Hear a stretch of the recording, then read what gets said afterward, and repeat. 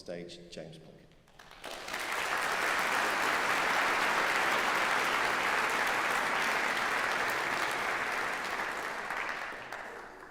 Great, thank you.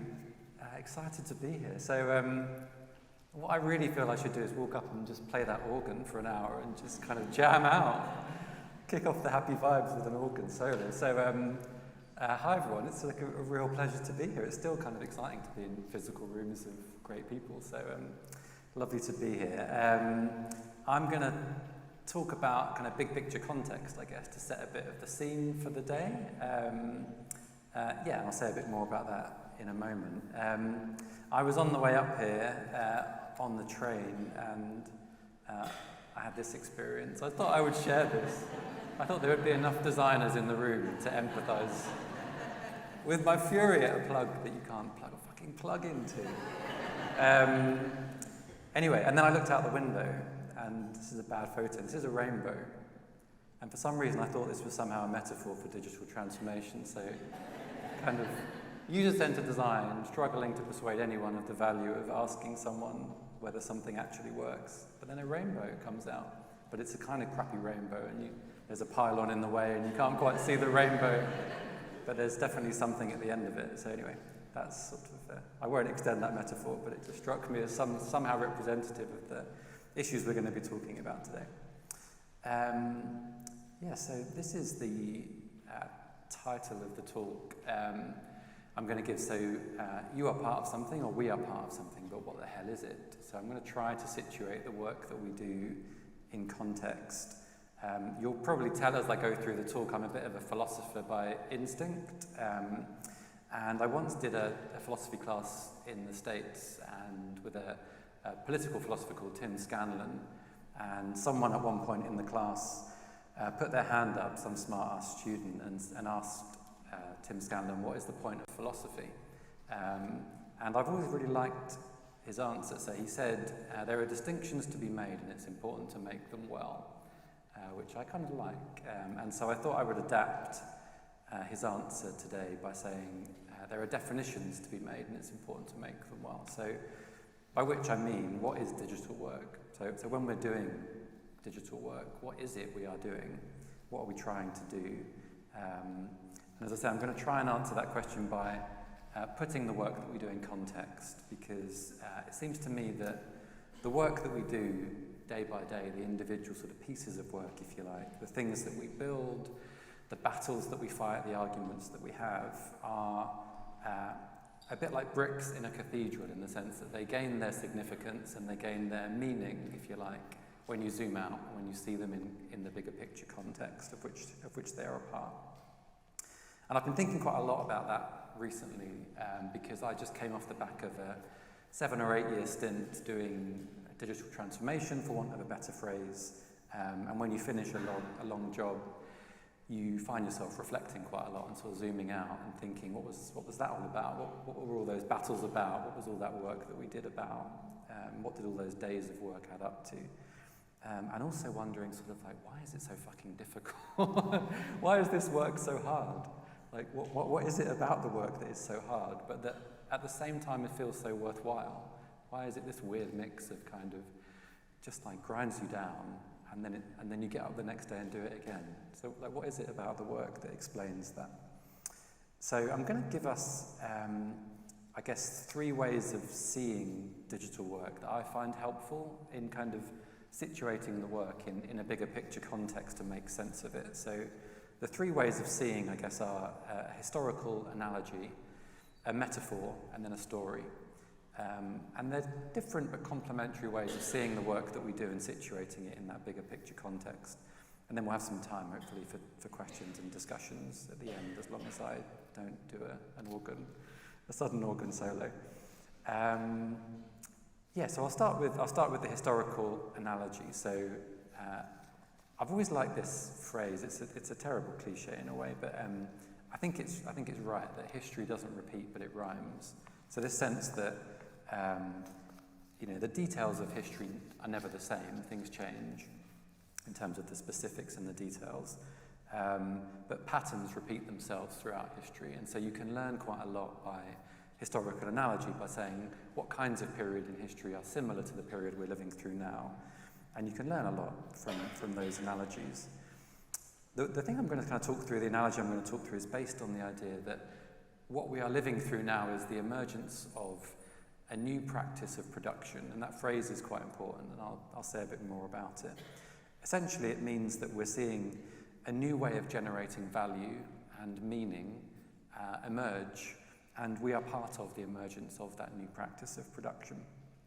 And so I think we can learn a lot from the last time a new practice of production emerged in the world and spread and changed the world and changed our lives in very profound ways.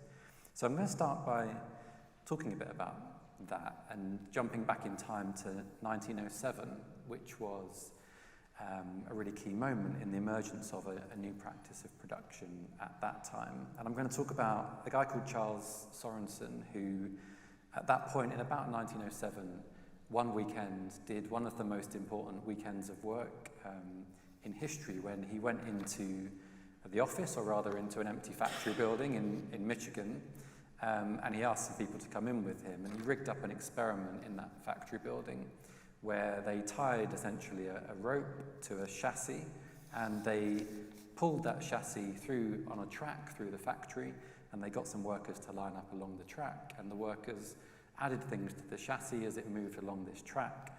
And Sorensen kind of watched this happen and timed what was happening and wrote some notes, and they repeated it again and again over the weekend. And the reason it became important was that on Monday morning, Sorensen went in and chatted to his boss, who was Henry Ford, and said, I think I'm onto something here. I think there's something interesting in this idea of reorganizing the way in which we do production and manufacturing. And of course, the thing that he was onto was the assembly line, and this idea of a new way of organizing production, manufacturing, through this new system, what became a new system. And at the time, that hadn't been how things had been done, and the new system combined a number of different factors that had already existed. So this idea of a very smooth-running, continuous process of moving things along a track, an assembly line as it became known, the idea of having replicable parts that you manufacture separately and then assemble in a factory, and the idea that the thing that your workers should be doing is highly repetitive, de-skilled tasks of assembly that are extremely repetitive as you build something in this new system, as it became a new way of doing work. And as they say, the rest is history, because of course the assembly line as a way of doing work, as a kind of a practice of production, to use that phrase, was launched at Ford in 1913. It was applied to the Model T, the famous car that Ford manufactured at the time. It shocked the world when Ford realized they could now make cars so cheaply that they could double the wages of their workers to $5 a day, and this was a staggering thing to do at the time, and many other companies soon followed by lifting wages significantly. The Model T obviously went on to sell many millions of units as a car, as a vehicle, but much more important than that, the same practice of production, to use that phrase again, then rolled out across the entire economy and across our lives. And so it was that same model of the assembly line that had been developed was used to make washing machines, was used to make clothing. We'll come back to later, it was used to make bread, and there are some interesting lessons for how it was used to make bread. But I think just for now, the kind of one point I want to bank up front is kind of what was the insight there, what was the breakthrough that they'd come to. It wasn't a technology, right? It wasn't like a piece of technology in any kind of real sense. It was a way of working with existing technologies that had been around for quite a long time, and it was a way of putting those technologies to use in a way that no one had managed to do before. It was the assembly line. If you're into this stuff and it kind of gets you off, you can sign up to Assembly magazine, apparently, which is a magazine weirdly dedicated to assembly lines, which runs a competition called Assembly Plant of the Year. So, and it has a free webinar that you can go along to. The point being that it wasn't a technology, it was about people, it was about the way people are organized. And people had been making cars by this point for about 30 years. Carl Benz made cars in 1886 based on the internal combustion engine. And if he'd said to his workers, can you make me a Model T, he would have been missing the point. The whole point was, you need to make things in a new way, right? And that was the insight. And so technology weirdly doesn't star in its own story. The star of the story of technology is people, and the way that we do the work. And that is, of course, an insight that stays true today. So why is this relevant? Why is this important? Because what we're seeing now, I think, emerges is an entirely new and different practice of production, a new way of doing things, a new way of making value. And of course, it's different. It's different to that model that was settled on in the past. What are the different elements of this new model that we in this room are part of putting into being, bringing into being? So we tend to call it product working. Sometimes we call it agile. Sometimes we call it internet era ways of working. The components, I think you can debate how you kind of describe them, but I think they'd all be familiar to people in this room. So the idea that you bring folk together into a cross-discipline team that you then give significant autonomy to, and that team is the unit that does the work. The idea of iteration, so that we now integrate the learning and the doing in these quick cycles of learning, and we try things out and we build things quickly and we put them in front of users, and we have these high cadence cycles of learning. And the form of the digital platform, so the sense that the things that we are doing now are not tangible physical things that we're making in factories. They are platforms or products, and so they're extremely scalable, and so they have a whole different economics behind them. And this is a profoundly big deal, right? This is an enormously big deal, because it is a fundamentally different way of generating value, but also kind of meaning in people's lives in some senses.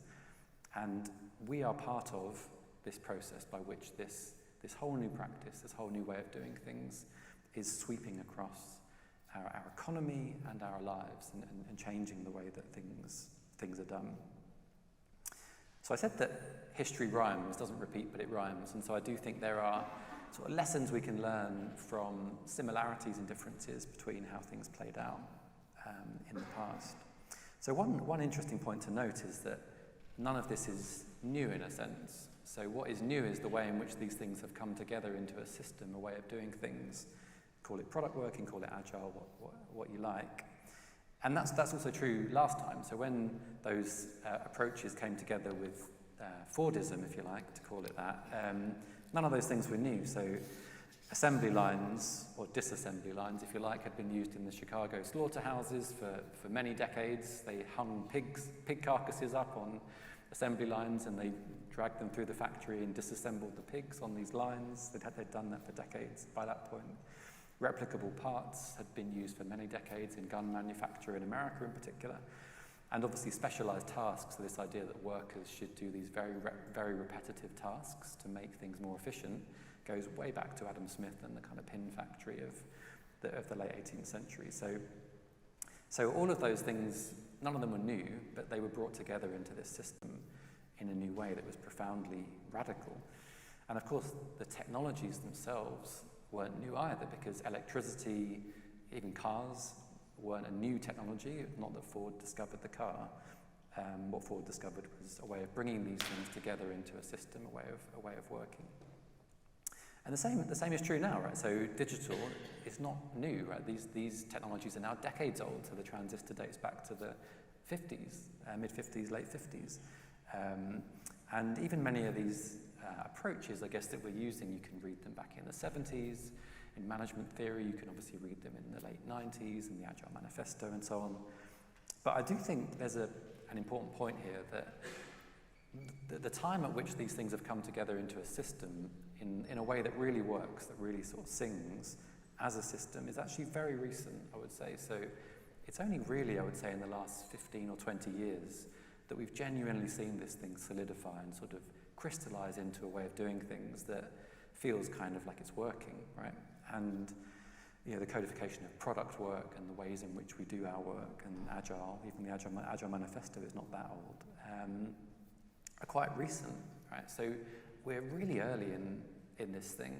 And if you think just how profound the transformation was last time, how profoundly it swept across our society and changed the way that we do things, and just how wide-ranging it was, right? So mass production, or the kind of mass production society, changed obviously the way that we make things, but it changed even aesthetics, the way we think about things. It led to whole artistic movements, right? This idea of kind of Warhol's pieces, which were all about this kind of mass consumerism and the kind of the imagery and the aesthetic of consumerism, and this idea of replicability and these high fidelity reproduction of things, the identikit, this kind of sense of identikit products that were produced at massive scale, right? It kind of was associated with this whole language and way of seeing the world, productivity, words like efficiency, and a way of seeing problems and viewing the world, right? And so it changed us as people, it changed the way we live our lives, it changed the way we do work, and it spawned even a kind of countercultural backlash for people who, it's one of my favourite movies, The Graduate, in the late 60s. There was obviously a very profound countercultural backlash against this concept that we should be a bit like the machines, right? We should sort of put ourselves in boxes, we should be machine-like in the way that we work, we should sit in these little cubicles in our offices. We should be squares, to use the phrase of that time. And there's lovely moments in this film where kind of Dustin Hoffman kind of feels greatly depressed at this prospect. And so there was this very profound countercultural push against what technology was doing to us, or what this sort of way of thinking about things was doing to us. And I just think, interesting question, will that happen this time? Is that happening this time already? And maybe we'll come back to that. In a moment. So the point being, this is a big deal, right? This is a big deal, and this thing that we're all part of is very significant, and it comes with a very significant set of responsibilities on all of our parts for how we're engaged in this activity of applying this new way of doing things, this new way of thinking about things, this cathedral we're building, right? What does it all add up to? It's a big deal. It's a big deal. So that's the kind of the first sort of bit of context I wanted to bring, as kind of historical analogy.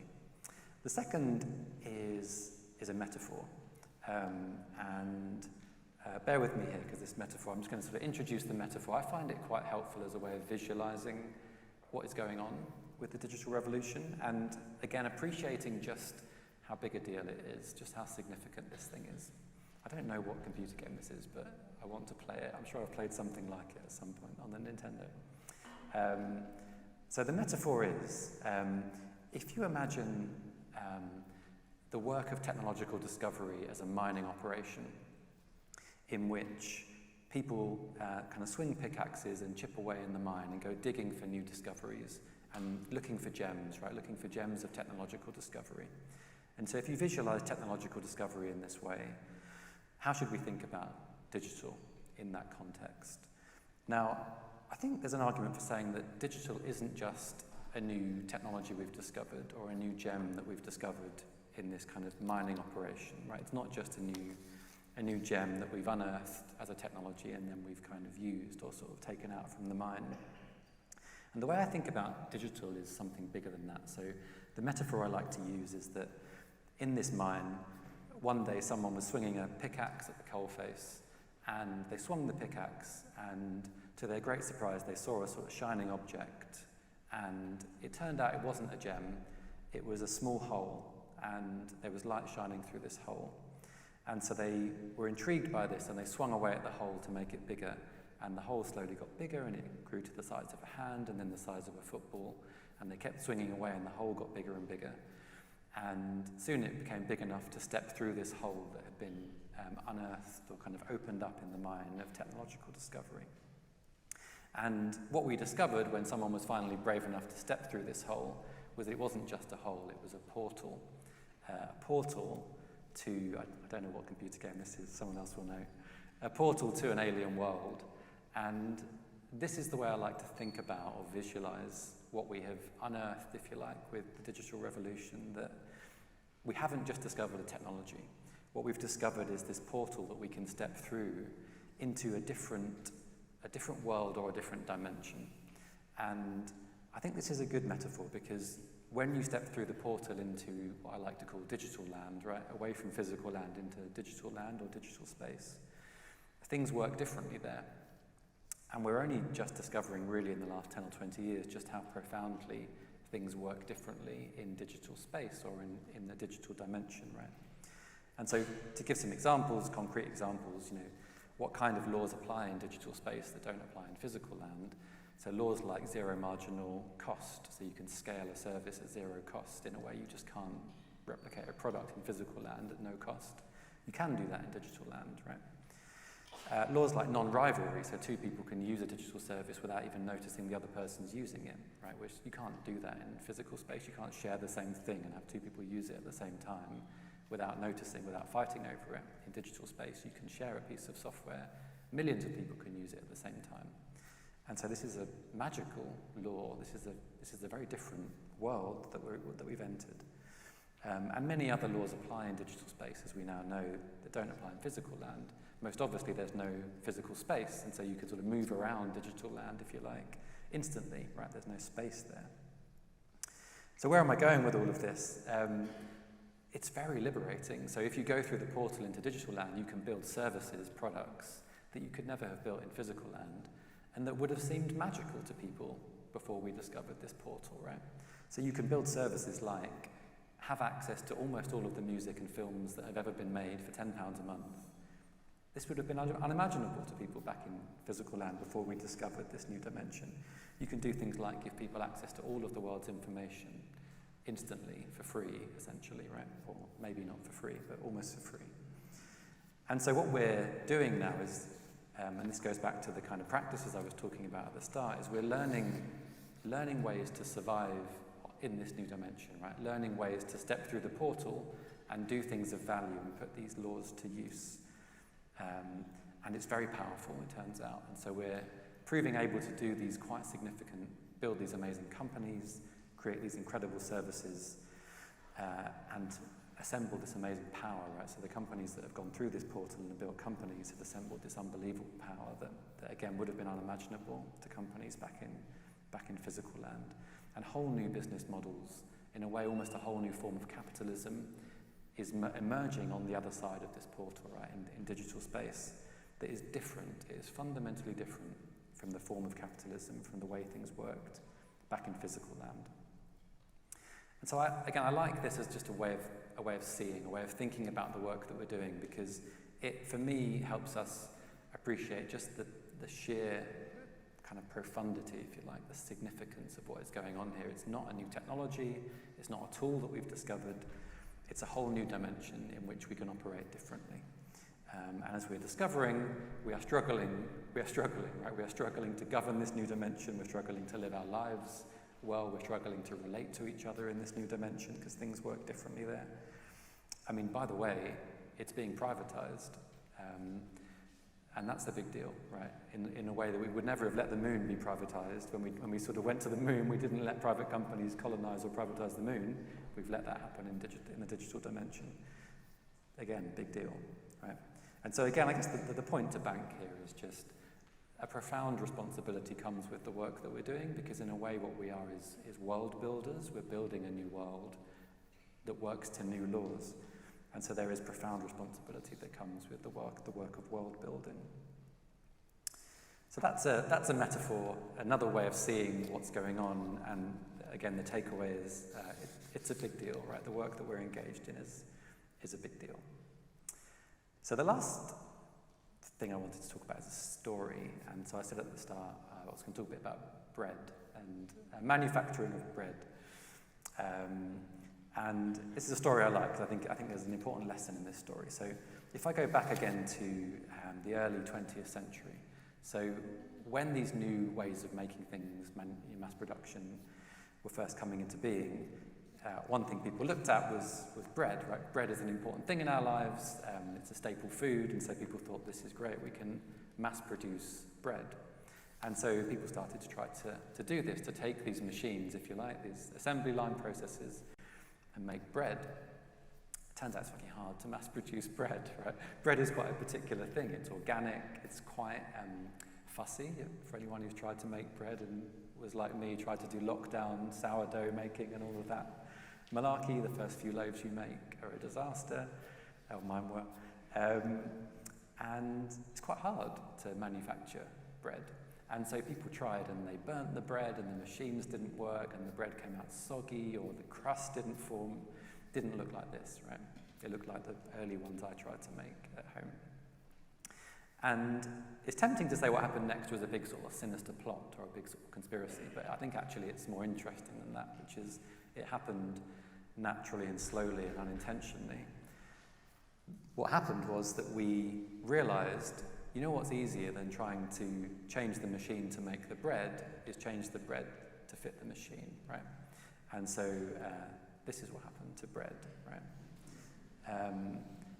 And this is a big deal again, right? So what happened was this kind of flip of means and ends, right? So we started off saying, we're trying to make some of this stuff, right? We're trying to make some nice bread.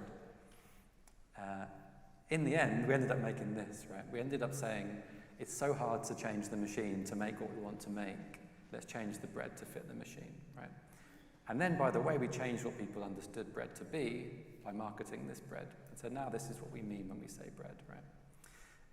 And it's square, right? And it fits the machine, and it's not very good for us, and all the rest of it. And I think there's quite a big lesson in this, that technology has this quite sinister habit of flipping means and ends without us necessarily realizing, right? Replacing, the technology becomes the end, and the thing we were trying to do with the technology becomes not the thing we end up doing, right? We end up changing the thing we're trying to do to fit what technology wants, if you like, to use that language. Now the sort of spine-tingling kind of the horror movie moment here is, are we the bread, right? So, you know, did we in the 20th century change ourselves to fit the machine, right? Hence Dustin Hoffman, hence the frustration about, like, have we lost meaning and fulfillment in our lives because of the way we've changed the way we live to be like this, right? And is this what we wanted? Is this what we meant? Is this what we intended? So I think that should linger a bit as a kind of as a thought as we go about our work. Do we lose the human, right? Do we lose the human? So those are sort of three ways of thinking about what we're doing, and three sort of thoughts to keep in mind as we go about the work that we do. So where does this all take us? So I'm just going to finish with a few reflections really on, like, what does that mean for the way we should go about the work? If that is the bigger context within which we're working, then how should we go about it? The first is sort of obvious, which is, as I've said throughout, it's a big deal, the work that we're doing, right? There's a big responsibility that comes with it. And this point that it's not about technology, that the work that we are doing is not about technology. It's about people, and it's about ways of doing things, ways of working, ways of being, even most profoundly. And in a way, this is an obvious point, right? People have said this for many years. It's not about the technology, it's about the practices.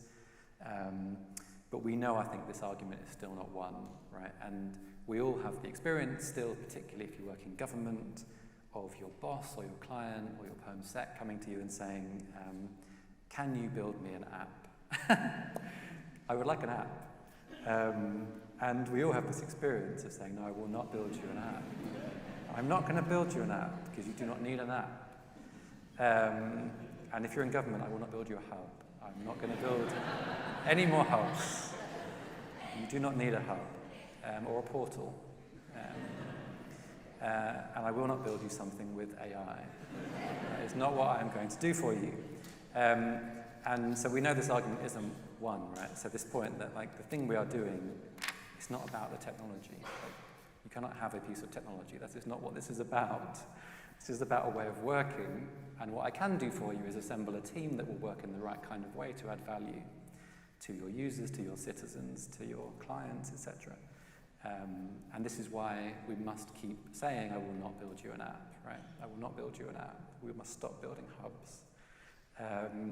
And it's why we work in the open, it's why we talk about the practices that we apply, it's why we gather together in sessions like this to talk about each other and console each other on how fucking difficult it is. And it's why it's not about digital, it's about transformation, right? That's the word that matters most in this phrase. Second reflection, if we think back to that metaphor of the alien dimension, I think, again, just to realize how profound this thing is that is going on, right? Digital is not a technology, again, it's a new dimension in which we can do things differently and things that are different to the way we did things before. And I just want to come back to that point about world building, because I think one thing this means for me is that our work is about imagination as much as anything else, right? It is about helping people to imagine and in a way unlearn and relearn what is possible in a new dimension, right? In a way that is about quite fundamentally reconceiving things. And I think particularly in public sector work, we have lost the ability to imagine, to reimagine, to relearn, to unlearn. And so a lot of our work, I think particularly in the public sector, is about saying, what if we built it from scratch? What if we built the school from scratch, the hospital from scratch? What if we started again, liberated by these new laws of the digital dimension? What would be possible in this new dimension? And so I think imagination and sort of practices of imagination and boldness and big questions are integral to our work. And so again, it's not about building the thing, it's not about technology, it's about asking big questions about how things can now be different, how things can now be better, to kind of take that prompt of sort of being positive and hopeful in this new world. The phrase I sometimes like to use is that the work goes all the way down, right? The work doesn't stop at the technology or the thing we're building. The work goes all the way down to some of these fundamental questions about, like, what is this organisation we are part of, and how could we reimagine it? How would it be if we built it now in the digital dimension, liberated as we are by these amazing laws and qualities of digital? And the final reflection, I think, is just let's remember the bread, right? So let's like keep thinking about the bread as we go about our discussion, because I do think there is a profound risk that we are doing it again, right? That we are once again changing the bread to fit the machine, changing ourselves to fit the machine, and I think in the last sort of 5 years, even quite recently, we've started to talk about surveillance capitalism, addiction capitalism, compulsion capitalism, the ways in which this thing is changing us as people and the ways in which we had not intended for it to change us and the way we relate to each other and as society. And I think, again, this is a big deal. And I think, lots of words can be used for this new economy. I think I like the word addiction capitalism. I think that feels right. It feels compulsive, this new form of capitalism.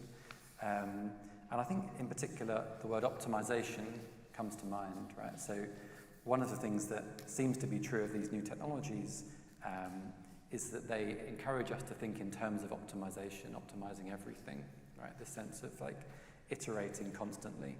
And so for me, in a way, that last time around when we applied mass production technologies, we ended up making these identikit products, feeling like we were being made into squares, being made into sort of machine-like people that we had to sort of fit into the box. This time around it's a bit different, right? Because digital technology is different. And this sense of optimizing everything, I think, is one of the warning signs, I guess, that makes me worry that we're changing ourselves again to fit what the technology wants of us, as opposed to staying human. I was struck, I was Googling optimizing. You can optimize everything now, as we know. You can optimize your weekend. How to wring the most out of your weekend. Do weekends fly by too fast? Like, the way to stop them flying by too fast is to wring the most out of every single hour of them. You can optimize your own face. I don't know what that even means. And my favorite is you can optimize your life instead of turning it into a constant pursuit of optimizing your own life. So, like, we're doing it again, right? We're doing it again.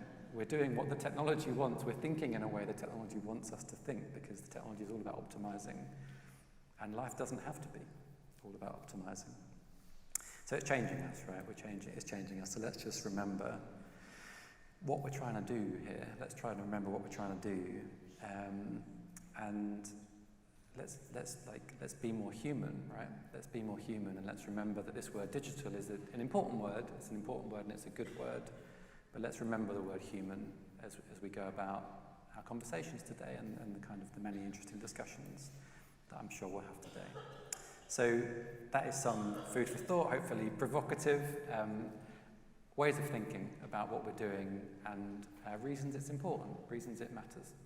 So that's some food for thought up front. I think we've got some time, hopefully, for questions. So I will linger around, and we have, I think, 10 or 15 minutes or so for questions. Thank you, James.